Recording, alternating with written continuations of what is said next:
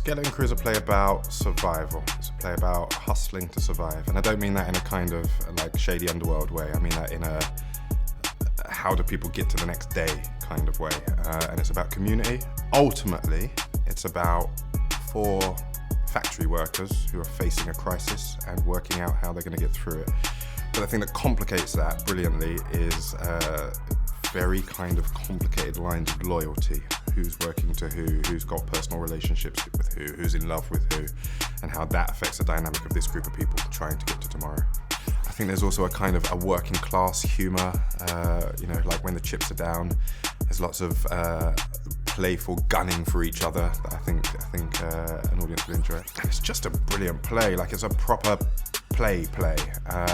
It's got a clear structure. Things are set up at the start that reveal themselves later on. You've got crossed wires happening. And the other thing that really appealed to me, of course, because I'm a hip-hop DJ, I've been a hip-hop DJ for 20 odd years, was that in the opening stage directions, Dominique Morisseau, the writer, talks about Jay Dilla, who I think is one of the greatest hip-hop producers to ever live. He reinvented rhythm.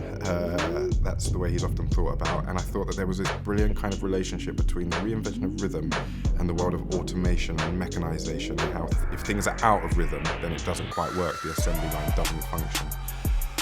Yeah, so of course Detroit is a place that has birthed so many different forms of music. So it's the home of Motown, of course, which completely changed the sound of pop music and R&B and black music in the 60s and 70s.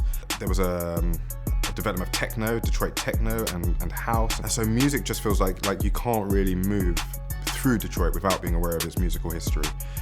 And it's a tough city, and I think you hear the toughness and the grit in the music. I think you hear how difficult it is to kind of be vulnerable in Detroit through so much of that music. It's all hard and it's got an edge to it. So I mean, I think the simplest thing to say is that Donmar's one of the greatest theatres in the world. So bringing this piece of work to that space is brilliant, but there's something about the intimacy that I really love.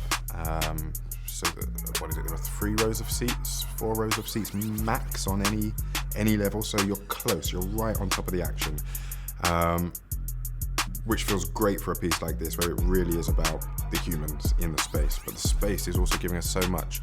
So I'm working with a designer called Alps, who's been a friend of mine for 20 odd years. He's a brilliant designer. But we're really leaning into the kind of industrial aesthetic of what the space is, because we're using the walls and the ladders and the piping and the metal, and we're taking away all the masking so you can see the whole warehouse space.